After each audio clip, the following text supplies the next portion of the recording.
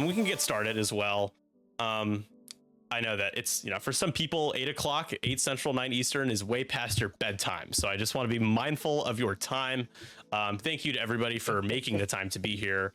We're going to talk about just basically what I really like about this feature in Discord is that you can kind of create a virtual forum where people can join and listen and chat and ask questions in the chat, or we can have you talk to us just like you would in a normal Discord call. And hope to do more of these moving forward. I think this will be a great tool of communication for us as we start to ramp things up.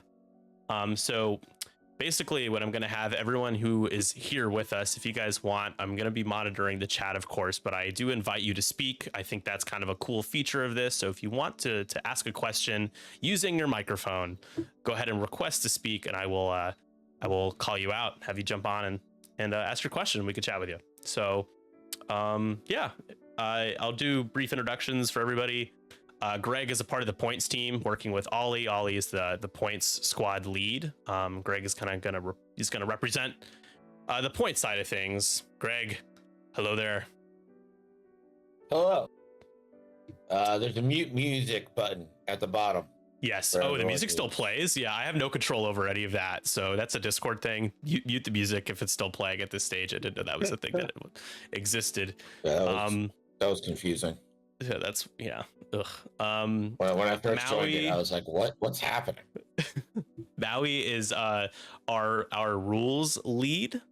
And I know that you have a few people, Maui, in your team that you're working with. I know Eric, or aka Flipster, is a part of the rules team. Chris Allen is a part of the rules team. Am I missing anybody? I think I am.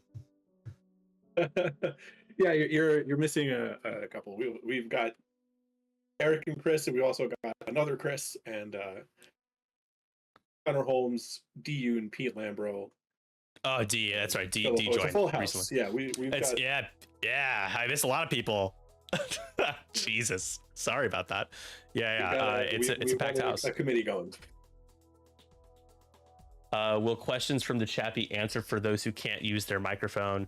Yes. I will do my best to keep track of both, but again, I do recommend that if you are able to use your microphone, we're going to kind of start with those folks, and then I can definitely move to the chat, if that makes sense. There's the chat. I know how to computer. Yeah, top right. I know it's a little small. And then, of course, we have our council representation here. We have Rathos, Mr. Yasby. I don't know, Steven, if you're able to speak right now, if you're still putting the kid to bed, but he's here as well to kind of speak on the highest level, the XWA. I have been summoned. Yes, he is here. So yeah, let's just get this underway. Let's talk about things. I do want to let you all know in the 2.5 edition server, there is an extensive FAQ, about 32 questions and answers that you can reference. So I will link that before the end of the stage tonight. You can go and check that out. If you're rolling your eyes and being like, oh, another Discord server, totally get it. That is going to be the centralized Discord location where we'll be posting news and updates. But if you just follow that channel's announcement section or that announcement channel, it'll be broadcast to your own server. So you don't have to worry about trying to jump into other servers to keep up to date and follow what's going on. Where is the 2.5 edition server? It's on the interwebs here. I'll post the link to that server real quick.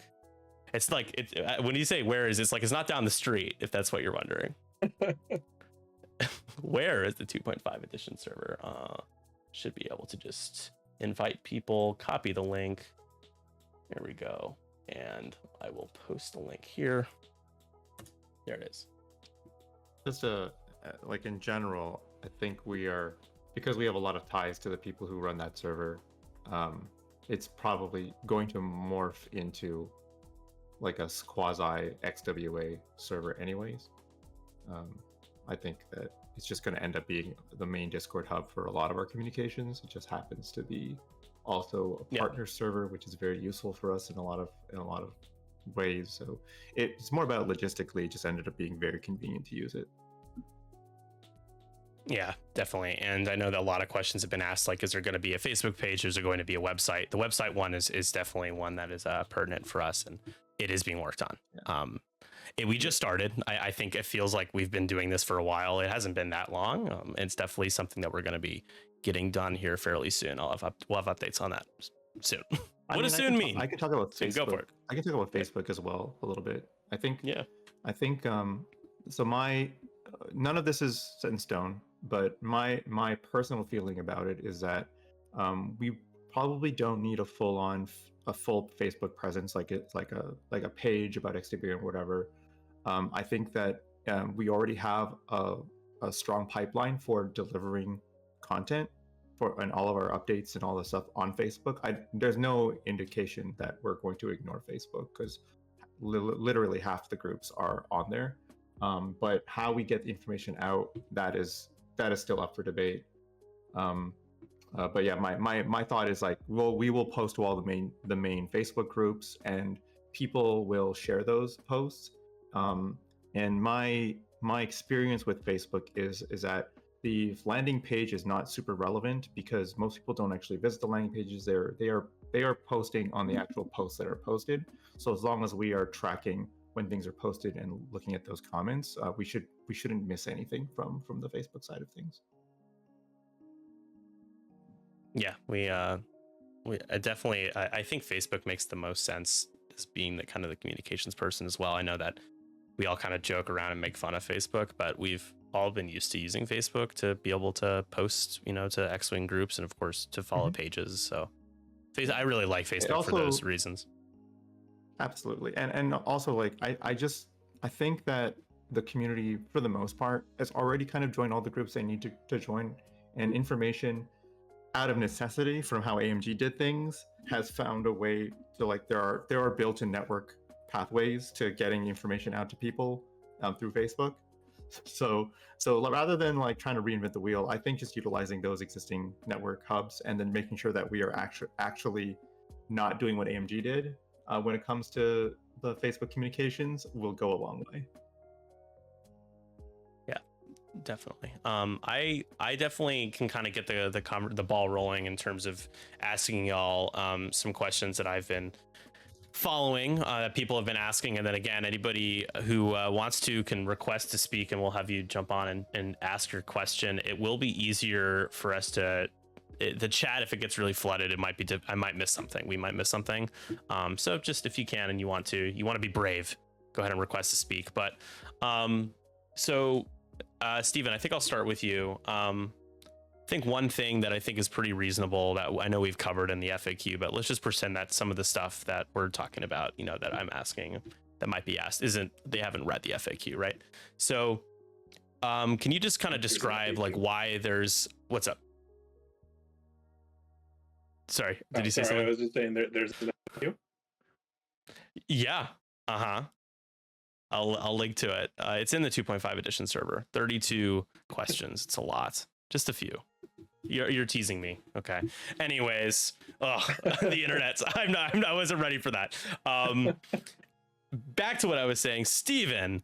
Why is there a council? Why is there three of you guys? And what would you say is like your day-to-day kind of role with being a member of the council?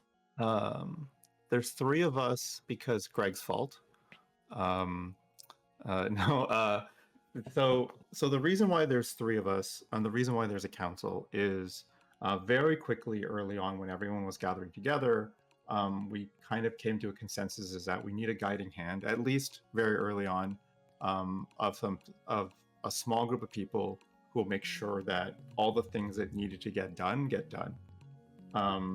And essentially what the council's job is to make sure that the things that the community needs in order for this game to remain successful is being looked at, and that the things are not falling through the cracks. And then also, to a certain extent, guiding the direction of the games in making sure that direction is something that the community likes, right? So at a very high level, that's what our jobs are, is to make sure that everything is running smoothly or as close to smoothly as possible, being mindful of, what is coming in the pipeline, being mindful of what the community is needing, and making sure that everyone who is working on the game is, aware of those things, right? So, and then there's a lot of different moving parts to making that happen, but from broad strokes perspective, that is what is what the council is about. Yeah, I appreciate that. In terms of how you guys decided to create the structure of these squads, you know, the development squad, for example, is what we've just been recently posting about. What can you just kind of break down why that was emphasized so fast? Some people might think, oh wow, like we're moving very quickly. Can you justify why it's so important to have this kind of structure right out of the gate? Yeah, I mean, there's a couple of reasons. So, and so they both range from logistical to also optically. So the logistical reason why we need to get things moving so quickly is that we are a bunch of volunteers. We are not going to be able to push things out at a super high rate of speed. And if we want to pick up the ball when it gets dropped at Adepticon next year, then we need to start as soon as possible, right? So that's the logistical reason. And so a lot of things that we want to set in motion, we have to start moving on it right away, so that, you know, when it comes to that time when we have to pick up everything, things are already set, and we're not doing the, oh, okay, let's make it happen, and kind of just like haphazardly putting these together. And then there's like an optic reason, is that, like, I think right after the announcement that happened, I think that, you know, there was a very strong sense of aimlessness and confusion from the community about like what is going to happen to the game. And I mean, just from like looking at, you know, all these groups that came together and said like, okay, no, we want to keep playing X-Wing. I think there's a strong community sentiment that, you know, we're not ready for the game to be over. And so we wanted to make sure that, you know, a lot of these things are put in place as soon as possible, so that we can show this community that, yeah, no, there is going to be a game after, you know, AMG drops it. Like, there is going to be a future. And so there's no reason to panic yet, because we're going to be putting plans in place. We're going to be putting people in places where they need to be in order for the game to continue.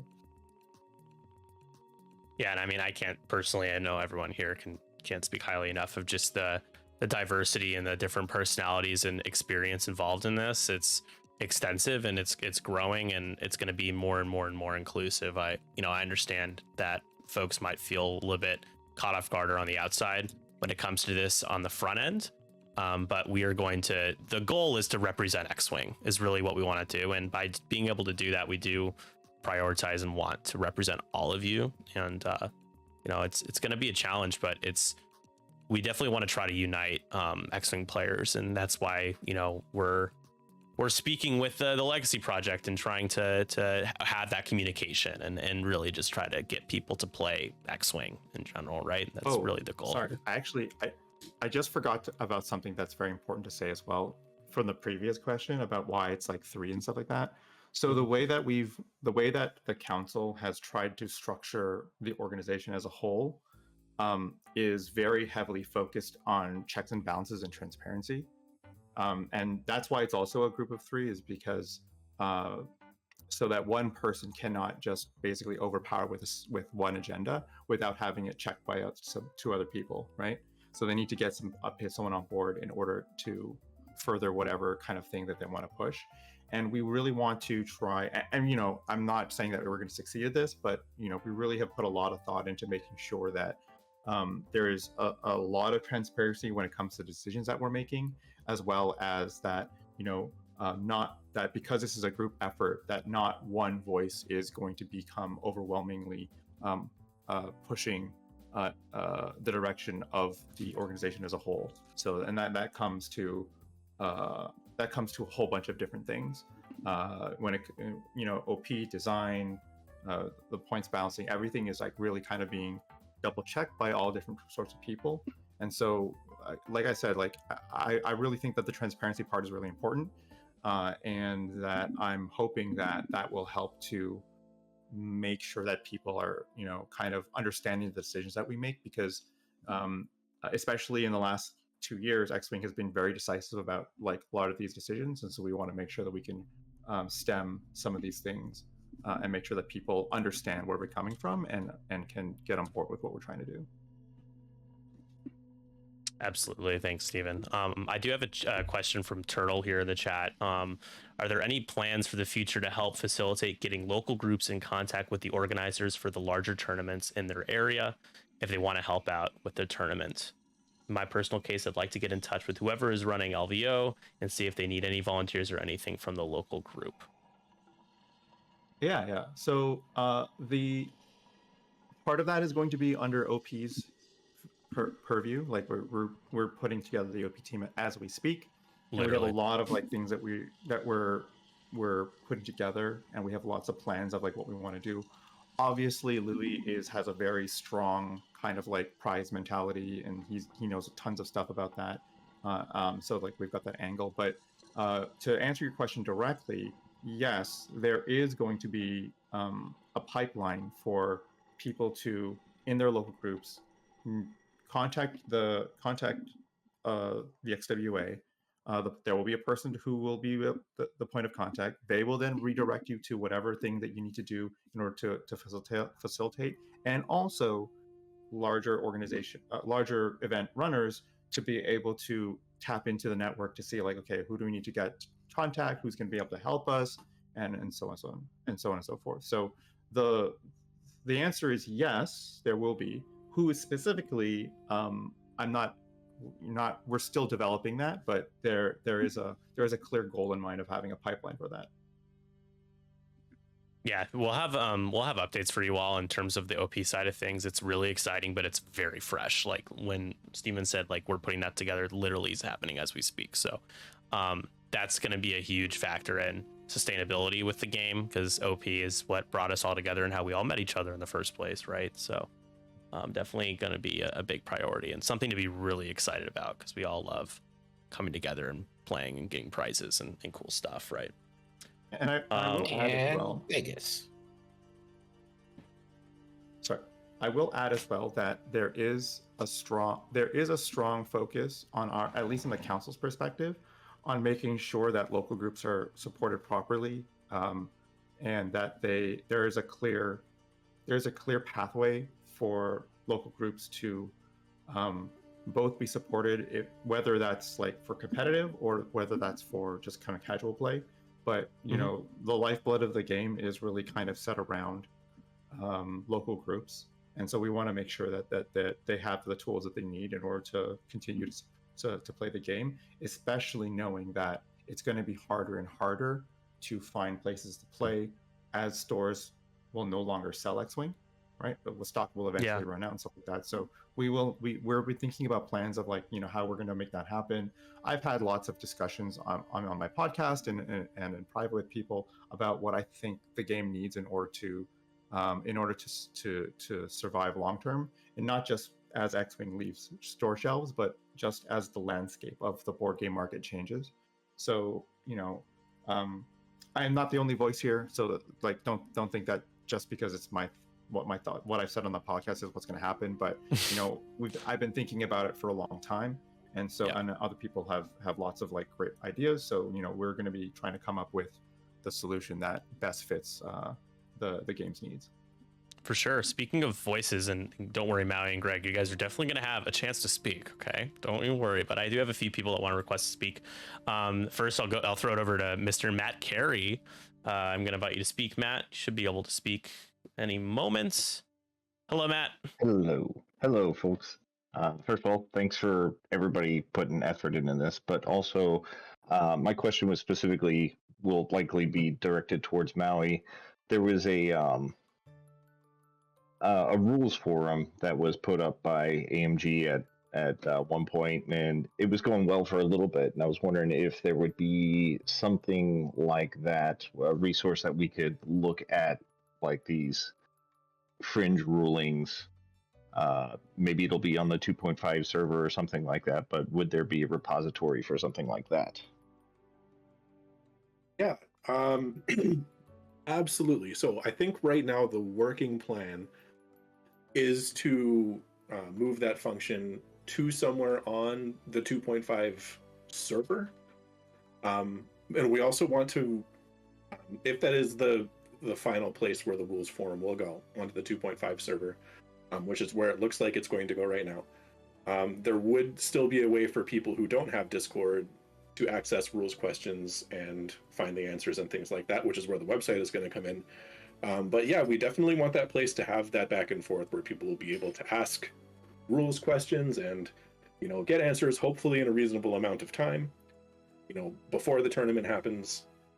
And yeah, just some a sort of a central hub for all of those conversations and questions and answers to take place.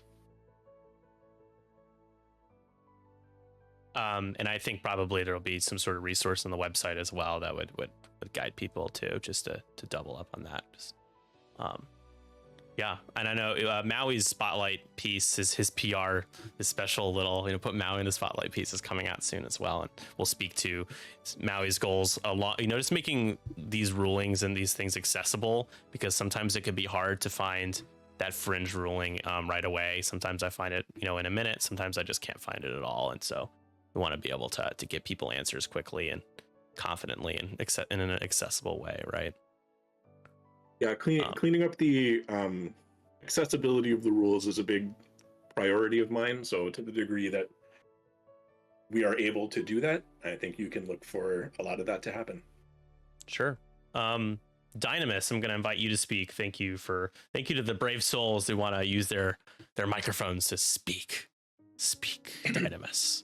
Hello. All right. Good evening.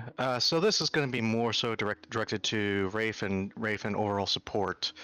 So as some of us may or may have not participated or know about the survey Nasara put out, right now, based on the survey results, we have about 30% that are wanting to continue with the alliance, 25% going for 2.5, going for FFG or legacy in some way, shape, or form, and about 40% going whichever way is convenient. So to 1.0.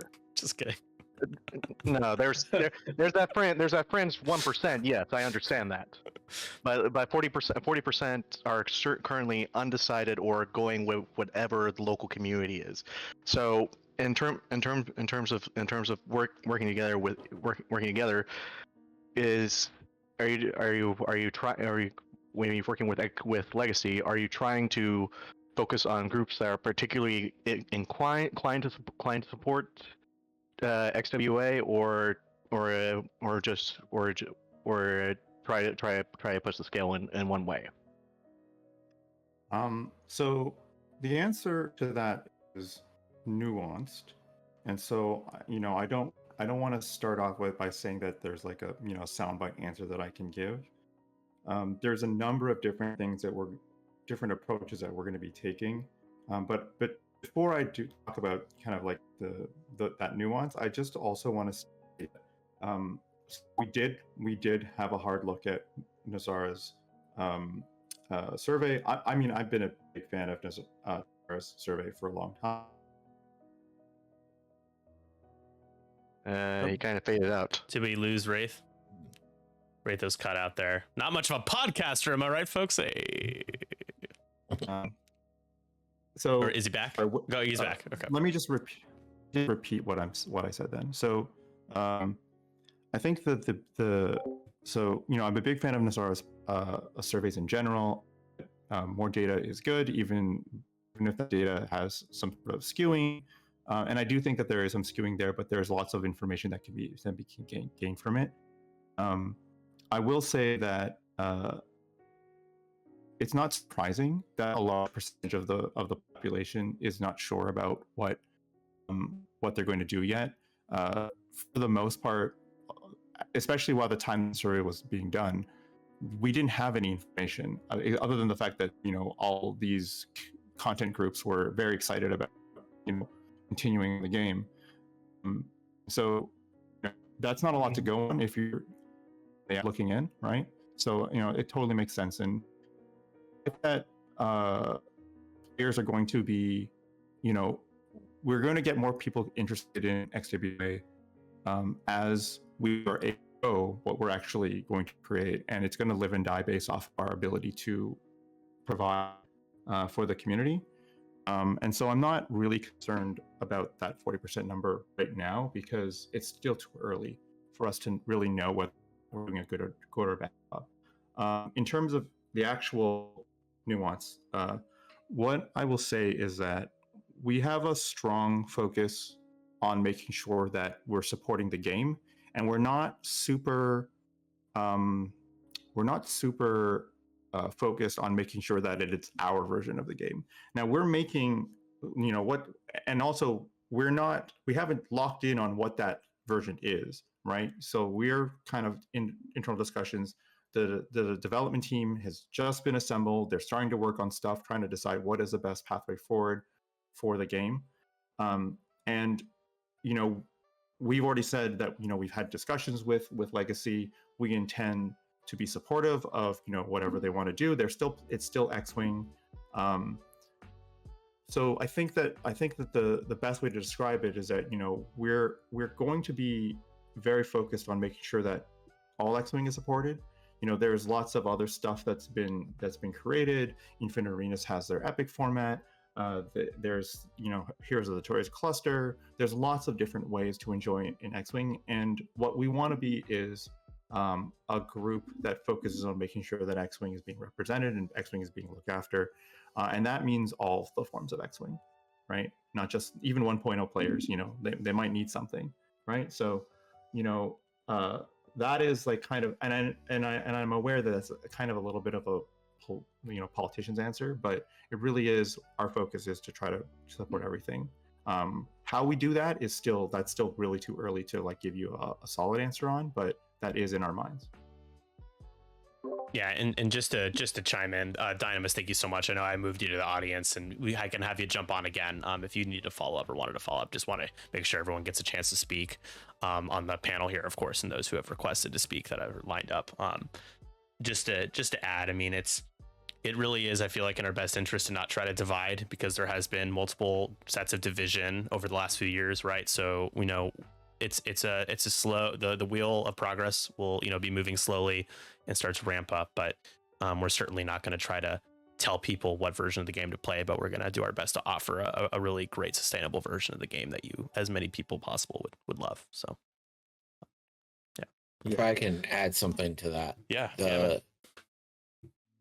So even and no one knows what the future of design is going to be, right? Like, we have no idea what's going to happen in the future. But even if the two versions of the game don't coalesce, it doesn't mean that we can't work with them in other things. So maybe, and again, this is far future, but maybe we decide it's time for a new ship. So we release a new ship. It would probably behoove us to work with Legacy to release the ship together, so there's one uniform set of ships happening, stuff like that. So even if the versions of the games don't necessarily end up being the same, there's still a lot we can work with them on to make X-Wing the best for everyone who wants to play. We want to make sure that everybody can enjoy the Resistance Racers squad pack and racing minigames. I was going to say the cloud car, the Cloud City cloud car, but that's even better. Gosh, I knew you were going to say that. PH Maeda, I think it's Maeda. I'm going to put you on here, invite you to speak. Thanks for being patient there. If they're still here. Yep, there we are. Hey, hello everyone. Hello. Hello. I just have a question for you guys. Your point of view about 3D printing ships. Because I will explain a little bit. I'm from Brazil. Mm-hmm. I love to play X-Wing, but currently to buy ships, to buy things for X-Wing is economically unviable. Yeah, It's sure, not of course. $50 ship, I don't know, in US or somewhere else, is 250 reais here. Is just 10% of what I make monthly. So Gotcha. if I choose to buy a ship, I maybe don't pay rent, for example. We wouldn't want that. Are you asking what our stance is in general on people in the community 3D printing and using them, or like us 3D printing and using them? I want to make sure I understand. I think in general, I would say for the longevity of the game, Sure. because I know ships will, stores won't have any more things, supply Right. ships or other things in store. And I think I can take this one. I would never suggest people do something blatantly as illegal as 3D printing IP. I would never suggest that. I'm just not going to look too hard. So actually, I know Nick has the answer to this question, and he's raring to answer it. We have actually talked about this in the FAQ, right? Right, Nick? That's Yeah. right? Yep. Indeed. Yeah. So the short answer is XWA is essentially going to say that, you know, for any events that we run or anything that we do, we're not going to be we're going to leave it to TO's discretion of whether or not they want to accept official ships or not. We are of the opinion that, you know, 3D printing is okay. The only things that we might be restrictive on is specifically dice, because dice has a special connotation that requires an additional level of scrutiny. But in general, I don't think that there's going to be any pushback against people 3D printing the ships, as long as the general tournament rule of it must be representative of the ship that you're actually flying. Yeah. Be honored. Yeah, and just to add, it's kind of anti-growth, and like we want people to join X-Wing for the first time. Like as a new player, we want to continue to grow the community and sustain it, and it would not be in our best interest to go against our goals if we were to refuse people being able to, you know, again, nothing crazy, but being able to play the ship that literally is impossible to find. Like it's, you know, you'd be able to use your alt arts, like, you know, within reason. Of course, we would go the TO's discretion, as Steven said, is really the ultimate thing, but there's no reason not to be able to support being able to be a little bit more relaxed about certain things in the future. Plus, when we do release Maui's resistance racers, like if they don't have a different option, it's not going to work, right? Yeah, the cloud cars. Resistance racers. Speaking of Nasara did request to speak, so I'm going to throw it over to Nasara. Hello, it's like, you're kind of famous, Nasara. Here you go. Should be here with us in a sec. And it's muted. I don't know if Nasara, are you there, Nasara? Hello. You are muted. There you go. Winning. So my question was, do you have any plans to continue multiple formats of play, such as standard, hyperspace, extended, and all that? I know a lot of people are kind of upset about extended being a wasteland that is unlawful and ungoverned. But I also know a lot of people are really excited for things like hyperspace, which, you know, had a lot of cool mix-ups and changes.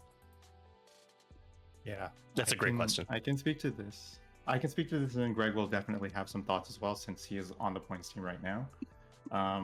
But let me kind of preface this by saying that we have not locked down exactly the format. I mean, okay, so Council has a very clear plan in mind of what they want to do, but just as I said about transparency, there's a lot of checks and balances before that gets pushed, you know, to official. And so we have not like locked in exactly what the format is. We do know that that there will be a format that will be the primary format, and then there will be a secondary format. And what I can say at the moment is that extended, or all of the ships in X-Wing, are being looked at in a very serious manner right now, so that that everyone can play every ship, as opposed to just the standards being really looked at. And Greg can keep going from there. Yeah, Greg. All right, so this first points update, it's going to be like a separate thing from standard and extended as we know it right now, just during the tournament season. because technically there's nothing that will that can stop a GT from running extended. So just in case someone decides to run extended, we don't want to nuke those points. It'll be its own thing. And I'll say we've looked at, like Wraith just said, every ship. We didn't consider it as standard only. We didn't consider a ban list. So everything, every card in the game has been looked at for this points update. So hopefully the Wasteland, as you put it, that was extended, if you will. I just know they didn't get to a lot of those ships. Like that's kind of the feedback we got from playtesters in the XWA, was that they just never looked at a lot of these, like especially like Scum extended ships. They just never got to it. So a large focus of what we did was getting those ships into like the format, so that there's a lot more options for you for, you know, some of the bigger factions like Rebels, Imperials, and Scum, which have the most ships. There's a lot of ships that are coming back, you know, like a lot of ships we haven't seen for a long time, especially in Scum. And even the factions like First Order, you know, when have you seen an Upsilon? When have you seen a G lately? You know, doing those ships that you know, Upsilon was extended, but G was standard, but you just never saw it because it didn't feel like it was priced appropriately for the current game. So that has been a major focus on the thing going forward, about like a hyperspace like format. That's not like 1,000% like just up to the points team. That's kind of like a design thing as well. So I don't really know what's going to happen in the future with that, but I do think there's a little bit of an appetite for something like that to be in the future. And I can't. Before I get to Ted, I know Ted Savage is requested to speak. I'll get to you in a sec, Ted. I want to ask you, Greg, this is a question that is, I think a lot of people just don't fully comprehend this. If you can kind of give me briefly, just like, why are we sticking with 20 points right now? I know people are like, why don't we just switch? You're not doing the right thing. You should switch. We're going to think about doing that later on. But like right now, like, it should be obvious for us, but can you just say, like, why are we adjusting within the rule set and structure that we have currently with AMG points? Well, Okay, first we want to, sorry. Just from a points perspective, we want to kind of reset the points, give people a fun new meta, because we've been in kind of the same one for 2 years now, 2+ years. So that is a priority. But if we were to like change everything right away, there's just no, like, you need time to do that. And I kind of feel like a points update is a priority, just because it's become so stagnant, you know, like how many turns do you go to and you fly against arcs 3 times, you fly against the same stuff. It's like after 2 years, it kind of gets solved. You have to be a little more frequent than that. So I think that's a priority. And then, I guess I'll leave it to Wraith. I'm pretty sure he's going to say what I'm just going to say about like keeping faith with the GTs. Yeah.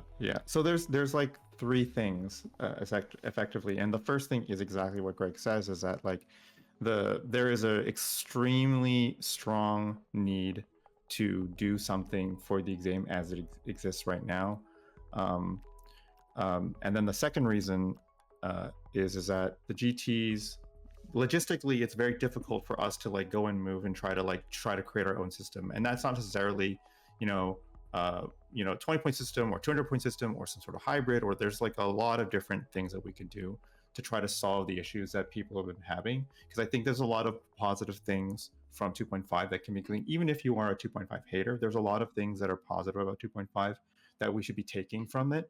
But the reality is that we need to look at everything and kind of like make our best path forward, and you need time for that. And with the GTs happening and the fact that, like, you know, we definitely don't want to, you know, shake things up as the game is still being officially supported, because like there's a lot of complications, and it's going to give those event runners a really hard time, an even harder time than they're going to already be having just by getting boots into seats for these events. And so, we definitely wanted to try to give them kind of the best foot forward while also addressing these complicated needs of the community that need to be addressed immediately. And then like long term, like post Adepticon 2025, like nothing's off the table. But I think that, and this is personal opinion now, this is not necessarily like the council position, but my personal opinion is that you really need to go forward, not backwards. A full reversion back to like a 200 point system it's basically ignoring all the positives that have come from 2.5. And I'm not saying that 2.5 is perfect or that we got to keep it exactly the same. There's a lot of stuff in 2.5 that needs review and look at, and the community has now 4 years of data to like kind of like go and say like, no, this is stupid, this is smart, this is good, this is bad. And so it really makes a lot of sense to really kind of like look at everything holistically and take the time to do that. Because if we try to jump into that now, I don't think that we'd be able to do a good job. I think we need the benefit of the better part of a year to really go and really, stress test every single thing that we want to do, and then really kind of like pick the best pieces and put our best foot forward, and then try to get something that at the end of the day, everyone will be excited to play. Yeah, and also like as X-Wing players, we're kind of trained to be modular with our points and like deal with different point sets and adjust to different points things. We're not trained to deal with different rules and stuff. So if we were to like completely change the game and then you have a GT and then someone lands on a rock, but we've changed the rock rules and like it's a lot to ask of the community. It's confusing. It will right cause away. so much confusion. Yeah, I mean, also, another big reality is that the squad builders, that Steven for Yasby and Andre for Launch Bay, you change that and it's just going to cause even more confusion. People are relying on those to build their list for GTs and using AMG points for their events. Maybe some TOs are running events right now. I actually know of a couple events happening in the Chicagoland area in a few weeks that are using AMG points. So we just want to a couple things, do it right, which takes time because it takes a lot of testing and making sure that there's checks and balances like I talked about and everyone's on the same page and we're confident in what we present to everybody. And the other thing is just avoiding the confusion and chaos that would ensue if we just jumped headfirst and everything now. But also keep in mind how complicated it is, right? If you change the point system, say you go from 20 points to 100, well, you've not just changed the point system. You've now changed how the game's scored. How much are objectives going to be worth? Should you still have 3 objectives if they're only going to be worth half as much as they used to? Or, there's a whole, every decision you make in something like this has reverberations throughout the whole game that you have to kind of just like sit there and tackle one by one. It's never as simple as just making one change, even though on paper it feels really simple. And that's something that we've had to like confront in points, right? Like we raise the price of an upgrade, but then X ship doesn't have enough loadout for this upgrade, but it's kind of like the upgrade they need. So you have to raise the loadout value of that ship, but then that means that ship could fit these other 2 things that are really problematic. It's a whole balancing system that it's just not something that can happen that quickly. Yeah. I mean, I'll add one other thing, and this is as a developer, as an actual game developer. The other thing that's really important is that the solution. It's really important to understand the underlying problem of an issue before you try to solve it. And I know that the knee-jerk reaction in the community is like, maybe like, oh, this rule doesn't, or this thing shouldn't exist because of X, Y, or Z. But at least from my perspective, like what I'm going to be imparting on the teams is like, don't look at the obvious like kind of like a surface level interaction. Try to look at the deeper meaning and try to understand what is the root cause of the issue, because the root cause of the issue might not actually be the actual interaction, but might be something else that is causing the interaction to be unfair. Yeah. Right. And so that is a big part of it, and like something that I felt like AMG should have done more of. But I will at least be trying to make sure that those teams, all of our teams, are looking at it more from a root cause perspective rather than kind of a surface level interaction. Real quick, I'm gonna get Dynamis has another question. I'm gonna invite Dynamis to speak. Okay, hello again. All right, so this is more so an open question to any of the guys on the post. So when you mentioned the point updates coming out, Greg, the question that some people that some have concerned is it going to be more of the same of Hero Wing, or are we actually going to see some viability for generic pilots? And also, just the open opinion. Also, second question is just the opinion on how SLs affect the game in general. Great question. Okay. All right. So I don't want to. Give me a second to like compose my thoughts so that I don't say anything like that. I don't want to leak anything. Do you want me to vamp while you compose your thoughts? Yeah. You go vamp. Okay. So the short answer is that again, nothing's off the table, and that we definitely want to address the needs as the community demands it.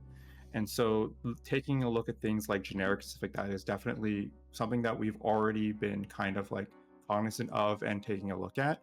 Whether or not that's going to be in the points update, I don't think that it's right for me to kind of to reveal that information yet, because we're still formulating the points, and those points are changing. Like we're not like, oh, these are the points that are locked in, and we're just holding over people that we've got these points that we're waiting to release. Like there's going to be updates and changes as we go closer to our internal release date, right? But I will say in general, I think that the things that the community is upset with, we are actively looking at trying to address, and that includes the things that you've mentioned, right? So it might not be a full solution, or it might be a partial thing, but I don't think that we're going to leave it completely unaddressed, any of the things that you brought up. I think it's going to be something that we at least partially address, or fully address, or we've touched on it in some way, so that people are aware. Yeah, no, we're really looking at this stuff. Is that enough time, Greg? Yep. Well said. Perfect. Perfect amount. Okay. So I'll tell you right now, we looked at every single generic, every single one, and they got priced. Is every single generic in the game going to be quote unquote viable? No. It's just not able to be done. And how do you define viable? Really, it's tough. Yeah, it's tough. Well, it's just so okay. Say you have a large base ship, and this is an imaginary large base ship, and like the really good pilot in that ship is like a 6 cost with 13 loadout, and then your secondary named pilot is like a 5 cost with maybe more loadout, maybe less. So the generic, to make the generic viable, that ship's either got to be 4 with like a little bit of loadout, or 7 with a ton of loadout. 7 with a ton of loadout, we know you're not going to play that. We know that. So to make it viable, you have to have 4. It has to be worth 4. But that means you can get 5 of those 4-point ships. Just 5 large bases on the table at the same time in one team is not great. It's basically a cheat code to win every assault game. It's a way to point fortress. It's just, so things like that, for medium and large bases especially, it's really hard to make a generic viable. Keep in mind, we're right now, we're in this current system. It is what it is. And I'm gonna be like real with you guys. I don't think people want to fly a generic YT 1300. I think they want to fly the Falcon. I don't think they want to fly a generic fire spray. You know, they want Boba, they want Django, you want Zam. Like, you want, like, for the bigger ships, you kind of want the names, right?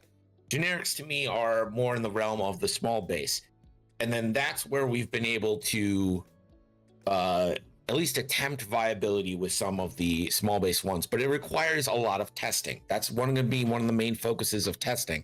Because if there's any doubt to it, we'd rather just nuke the generics for now, and then in the future figure out a way. You know, like, we don't really have a restricted list right now. Like, we're not making the change to use the restricted list. So in the future, if the restricted list is something that comes into being, that helps so much with generics. It's like ridiculous, right? Like, it fixes a generic problem for us. So is it gonna be, are generics gonna be viable? I mean, it's hard to say, but I'll say this. I think I can say this freely. We realize that swarms are a style of play, especially for some factions, maybe like an identity style of play. So we were careful to keep that and make that a viable way to play the game. I think that I think the main thing that Greg's getting at, and he's coming out from his perspective as being in the points team. It's a very difficult problem to solve with just points. And again, going back to like what I was saying about underlying problems, right? It's something that long term we will probably end up having to use a number of things to resolve. And I'll also say, even in the 200-point system, generics balance was always an issue. The main difference between FFG running the game and AMG running the game is that FFG tried to solve that problem. They tried to actively solve that problem, and AMG's answer was, no thanks. We're just going to price them to oblivion, right? So just the fact that we are trying to address the problem in of itself is going to result in some viability in like on its own. Now, and just like FFG, when they were running it, not every generic was viable when FFG was playing the game, when FFG was running the game. And so you should not expect every ship to be viable. I think that's asking too much of any development team. But I do think that there will be some long-term solutions that will make sure that, you know, generics can be at least playable and doesn't feel like, you know, it feels bad. And, you know, I don't think it's unreasonable to think that at least some of the generics will be playable in some way when these points come out. For sure. And I know I'm just going to interject because I do have somebody who's been waiting a little while to ask their question. We can certainly circle back to this. I got Rack here, not to be confused with Rear Admiral Chirno, a different Rack, R-A-C-K. You are now invited to speak. You are muted, but stand by here. It's like my Zoom calls at work. You're muted. Give him a second. Rack Attack is back, chat. Hello, hello. Can you hear me? Yes, hello. Sorry, bit of a problem with working out how to use Discord there. It's actually connected to this, but I've heard in general the idea is that you're going for regular points balance changes to adjust the meta. And I'm just wondering if the idea of that is to have something quite as distinct as where we've got kind of some X-Wings that are just way the best, and they're the ones you're supposed to use. And if you don't use those, you're going to have some difficulty, or you're going to try and compress the meta so the difference between viable ships and playable ships is smaller? Yeah, it's going to be smaller. So, yeah. So, I mean, the latter. Basically, we studied all the ships. We took a what we felt was a pretty balanced points update. When we studied all the ships and compared their prices now to that, and we're trying to compress them all into a thing. I don't ever want to tell you what ships to fly. That's not a points goal. Like, that's not a goal of a points team to tell you what ships to fly. It's to give you options. It's kind of the opposite. It's to make you have to have really tough choices on what ships to fly. That's our goal. I'll tell you, that's like a main theme of this update, is forcing you to say, oh, I got this ship, I got this ship. I can take one of them. This is a tough choice. That's kind of where we're coming from. I know a lot of people read a lot into the rotating thing. I think all that was being tried to be said there was that if there's ships being ignored because they're not playable at that cost, that's something we want to address in a future update to make them something that can be played. If there's a ship that's so good because it's such an incredible value that it's always played, like you just can't fathom a faction list without it, that's something we want to look at. I think people blew that statement a little out of proportion. It was more just, hey, we want to be paying attention and do regular updates where, as a community, we haven't got regular updates for the longest times, So it was more of like, hey, we're going to actually be watching this and adjust things as we need to regularly instead of letting it go for a while. There's a type of irony to me of everyone's like, where are our points changes, and then we're like, we're gonna have regular points changes. They're like, whoa, like, what do you mean? Like, it's what we've been asking for.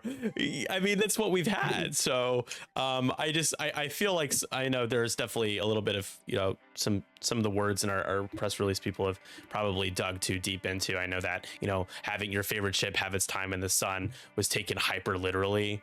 It's not a promise that every single person's favorite ship is literally going to be the best ship in the game, and I worry that some folks decided to read into it that way. But it's important. Well, my whole thing is like it's not going to be like Gargor gets put at 7 because we don't want you to play Gargor, but Sunny Bounder is going to be 1 point with 50 loadout because it's Sunny's time. It's just not like, that's not how it is. We're always striving to make the game better, and regular points updates that do end up having people play different stuff makes the game better. You don't want to play the same thing a million times in a row. We're doing that right now. It's not, let me tell you, as someone who streams games, and I know Nick streams games too. Just a few. We just like do something else. You know what I mean? Like anything else would be great right now. Yeah. I just want to, just because I know that he will be watching this recording, and hello to all the UK folks and people that went to bed or were asleep while we did this. JJ, Psych J7 asked a few questions. A lot of them are design related, JJ, that I would have to relay to Paul, the design lead in his team, about, incorporating the restricted list in the future. We just talked about maybe that's a possibility. We're not doing it now, but certainly something we'll be looking at later as possibly doing, and also asking about if specific upgrades that are attached to SLs only might be introduced into the custom list building, which is a fantastic question that I have no way to answer right now because we have not even started considering that, but that is absolutely something that we will talk about in the future post Adepticon 2025. But you're watching this, I just want to let you know, we've recognized those questions. The real answer to that question is nothing is off the table. And so if you think of it like, oh, this would be cool, there's a very good chance that we're also thinking about it. Right. And if we haven't thought of it, bringing it up puts it to our attention and we can start thinking about it. Right. Yeah. So I think that, like, as I've already stated, there's really a lot of opportunity here for improvement. We're going to be looking at all those opportunities. The design team is going to be thinking about, what can we add to the game to make it better? The points team is going to be making sure that what we have is rock solid. The rules team is going to be making sure that, we're not that the rules are properly being enforced, and also like that we're utilizing the rules in the best way possible. So there is a lot that we're going to be reviewing. We're going to be making sure that at the end of it, when we come out of it, that the game that we have is the best version of the game that we have. Yeah, very well said, for sure. You can take that, Steven, you can do the PR stuff too if you want. Just kidding. I'll keep doing it. That's why we chose it. Yeah, I know. You're the best. Yeah, I was just saying you're good at it. You're like a natural too. I don't know. You're pretty good. People seem to like, some people like what you're saying there in the chat. I'm noticing. So I'm good at talking. I'm not good at writing. You're really good at both. It's good when you have people reviewing things as well. Yeah. Although we all missed when I misspelled development the first time. Plus, you're prettier than me, so it really helps a lot. Oh, I would never say something like that. Oh my gosh. I have a couple of people on that note, a couple more. Dynamis, round 3. I will say everybody just probably 9:30 or so ish is our target date to kind of wind things down, or rather target time. So Dynamis, I will have you jump on. Round 3 here for Dynamis. All right, so this is again back up to a follow up with probably myself and also Rack. Again, like you mentioned, you're looking at pricing accordingly. This again goes to the ideas of standard loadout. So, in the case where you want it to be a choice now, versus how when you go into some factions, it's just like, okay, well, I'm going to use Tomac, no matter what. I'm going to use a 3-point bomber at I5. Or along those lines, I'm going to use an arc that has more health, but it's only worth like 20% of your list. You guys are looking more into how that standard loadouts are actually may cause a power imbalance, or just within factions, or just it's becoming more of a no-brainer to just choose these. So. Okay, so take the last points update in 2.0. A very good points update, in my opinion. I think a lot of people consider that a very good points update where a lot of stuff was viable. So take that baseline of points. And Greg, sorry, real quick, you mean the AMG one, the AMG 2.0 points update before? Okay. The last one we had in 2.0. Yeah, for sure. Sorry. That was really good. That was one of the honestly probably the best updates since I played X-Wing. I'll give them their flowers when they're due. That was a very good points update. So take that as 100%. We have figured the strongest SL cards are about 150% as efficient as those as like that power level. It's like 150%, so the full value plus half value as strong. So if we were to point those cards out at that AMG 2.0 level, 100% value, it would be, like a BOE wedge would be 9 points. A BOE or a boy Luke would be 8 points. Something like that. Completely unplayable, and that's not the goal of the thing. So the question then becomes, if we lower those prices artificially but keep everything else kind of that same power level, those cards become like what we have right now, where they're just super powerful and they're cheap and you get everything, and they become staples, because like, how can you turn that down?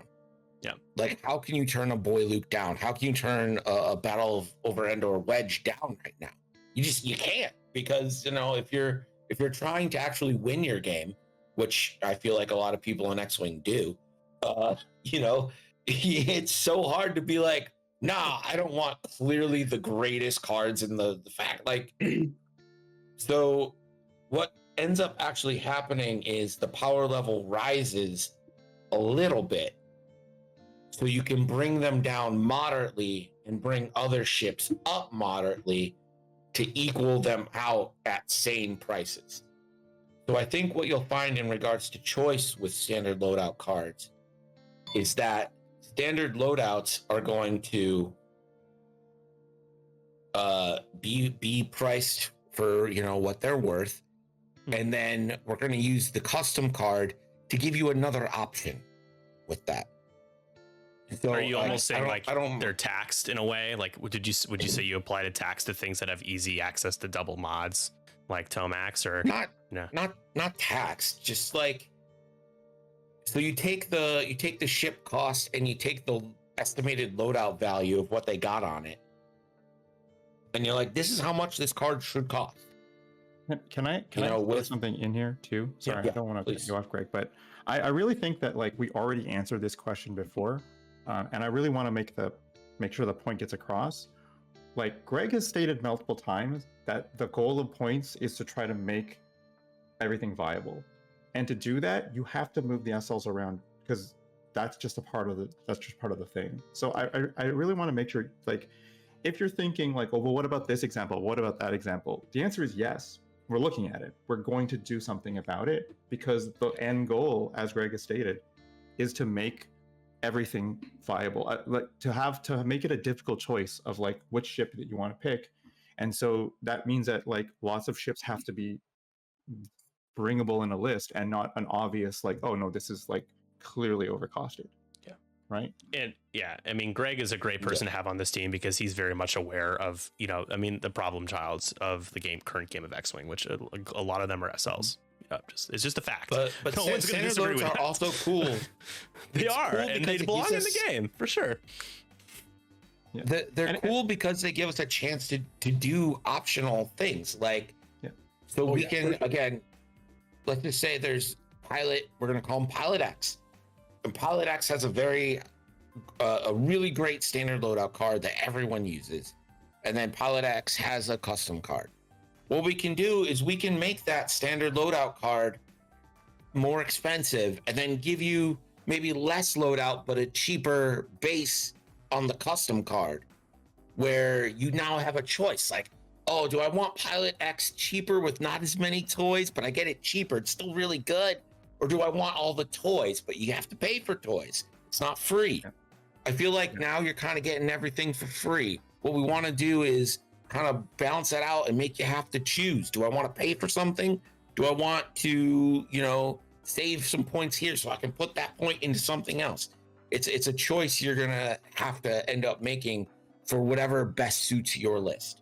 I think the important thing to take away from this conversation is that we're looking at all the potential options. We are also not locking into one specific solution across the board, right?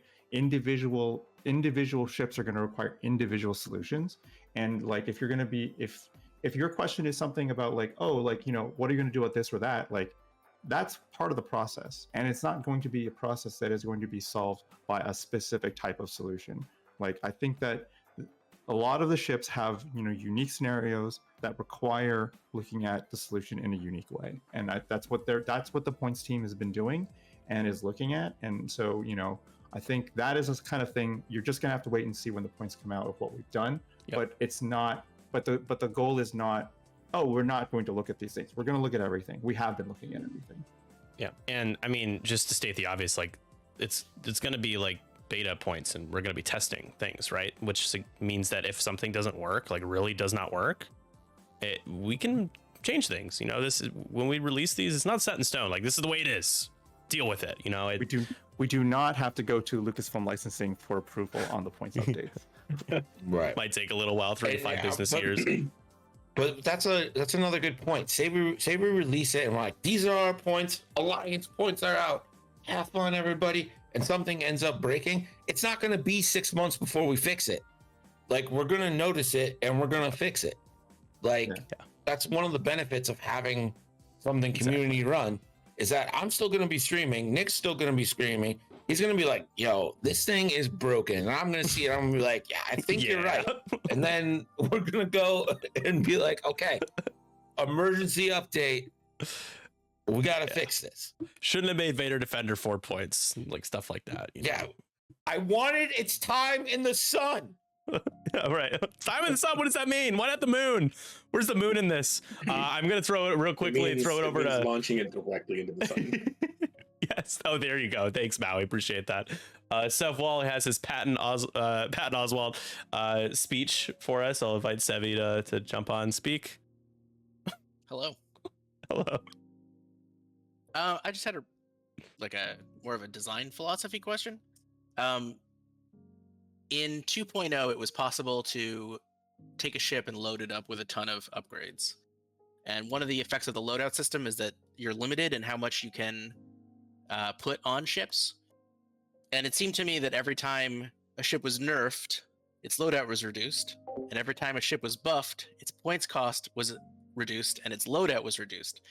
So I'm wondering if there's any thought towards increasing loadouts on ships to allow people to kind of play to kind of play that fat ship way that we used to have access to. Okay. All right. So everything's on the table. Everything is on the table is the short answer, actually. But to your specific issue, I think that the important thing is that because this is a thing, right? Like, you know, the value of the 200-point system in many ways is that you are allowed to make suboptimal choices, right? Because, like, you know, it's like to say like, oh, I wanted to load up this ship, most people would tell you don't do that because it's a waste of points, right? But you should have, but the value of the 200-point system is that you had the choice to say like, no, I want to do the bad thing because I think that there's something there that no one else can see, right? I think that to an extent, the team will try to make solutions that address that, maybe not 100% of the way, but in a way that will give you some tools that you can do some of that. I also think that, you know, we also need to balance that against knowing that there's a lot of people who also feel that there's too many upgrades and too many things on ships right now. And so there is definitely going to be a balancing act between the two, right? But, you know, Greg had a great example in the previous question where he said, you know, it's maybe you have an SL version that is like, you know, a certain price and you have another one that is like cheaper but with less. And long term, I think that there's going to be a bunch of different ways that we can address that. For this first initial point updates, it's going to be a balancing act. I think that's just the reality of the situation. Because we do, again, want to try to, you know, help a lot of the issues, as many of the issues that we can address in this first point update, to give the community an idea of that, like, you know, we are actively looking at solutions rather than just being like, oh, well, you know, this is a system and we're just going to work within the system, right? Yeah, and it's, again, like the idea of choice was very, well, at least something I argued for a lot in the points update. Again, like, keep in mind that I'm not the one making the final call. I give my suggestions, and you know, sometimes I win my argument, sometimes I lose them. It's Ollie's philosophy, but like, I think what we've done is give you a lot of options on what type of ships. The crux of the matter for Seb's question is, if I wanted to load up leaving Tenza with 1,000,000 points, I could in 2.0. Why would I want to do that? I don't know, but I could.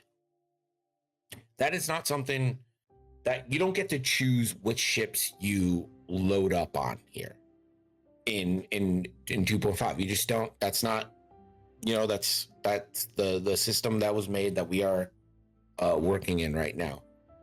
But there's, generally speaking, I'm not gonna say it's for everything. There's options where you might take a less popular pilot, but you get a more loadout, something like that. Like, there's gonna be options for you. Is it always gonna be the pilot you want that option on? Probably not, frankly, because, you know, like, everyone has different tastes and whatnot. But, you know, the main goal, I'm stuttering a lot because I'm trying not to give specific examples that I already know. This would be so much easier if this was already out, so I could just point to this and be like, look at this. but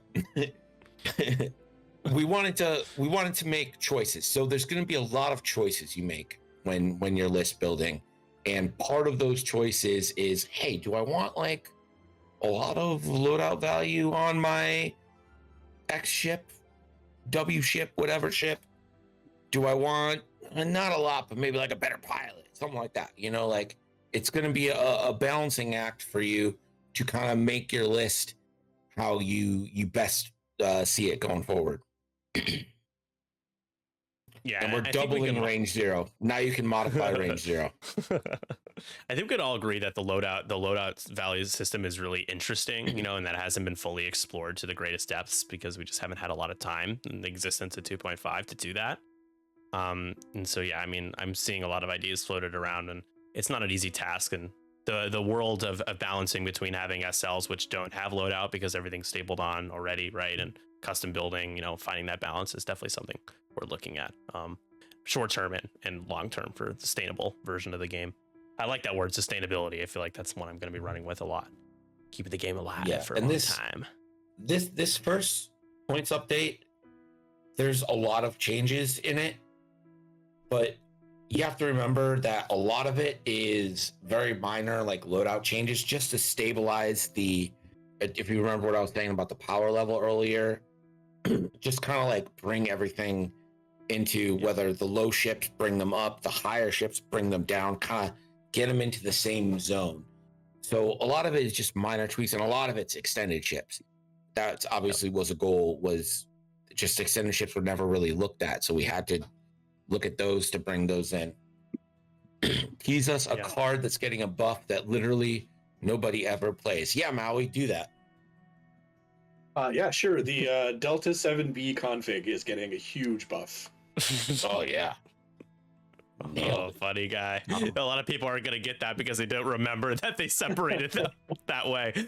Turtle, I see you. I'm going to have you jump on and speak. I just want to, for everybody listening here, last call to put in a request to speak, as we're going to wrap up our stage here at around the 90-minute mark or so, give or take a few minutes. So I'm going to throw it over to Turtle again. Last call, next couple of minutes to put in your request to speak. Turtle, go ahead, take it away. There he is. Hello, thanks. Just wanted to see if y'all could touch on like the scenarios and objectives and what you're looking at with those, and if you're going to add more scenarios or change those up. Sure.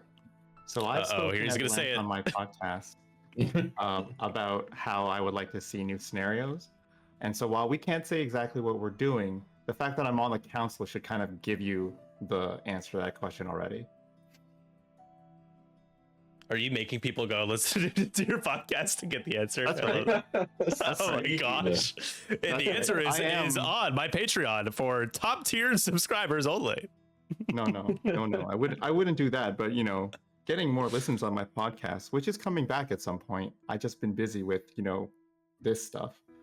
But actually, like, you know, I've been very vocal about my desire that one of the things about the game that needs work is the upgrades, the scenarios themselves. Like, I think that they were a good starting point, but also part of, so like, again, looking at like solutions or like problems in the game, some of the solutions might not be points focused. They might be something like scenarios or rule changes and like that to like address certain issues. And I do think that in general that there could be more scenarios, or could be different scenarios.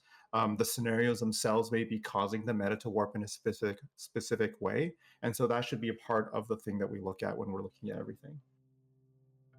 Yeah, and also keep in mind, any changes like that are not going to happen until at least after Adepticon. So these are like long-term type of conversations. Yeah. I know I do want to address that. I think there's some people might think, oh, is XWA considering just completely eliminating scenarios? I don't want to overstep when I say this, but I'm pretty sure we're all in favor of keeping them around and experimenting with more in the future. So we will not be eliminating scenarios. Yeah, I mean, let's just put it this way. Scenarios do a lot for the game, and I think the reason why people don't like scenarios, if they don't like them, is because the scenarios themselves are not very inspired, right? And they're like that for a reason, right? But also, I think we could do better, right? And so if we do add new scenarios, it'll be something that might be more thematic, might feel more like Star Wars, you know, that kind of thing, while also maintaining the competitive edge. Like that would be something that we would strive for if we were going to change it. And also, if we can't achieve something better than what we already have, then we wouldn't implement it, right? Like I think that's just like, it's just an easy thing. It's like if we can't improve on it, then we're not going to push it down people's throats. Mm-hmm. Yeah, definitely. Let's see, is there anybody else that wants to chime in here? I am gonna, in the chat here, I'm gonna post, I'll also put it in the X-Wing HoloNet chat here on our 312 server, a link to the FAQ in the 2.5 edition server. A lot of the questions you may have been thinking of or have asked, or a variant of it, is likely to be answered in there. We are gonna keep adding more as more come up. Yeah. Also, I'm hungry now, yeah. For sure. Nachos for everybody. Made myself hungry talking about 7-layer dip. All right. Well, guys, everybody, first of all, thank you to everyone for jumping in.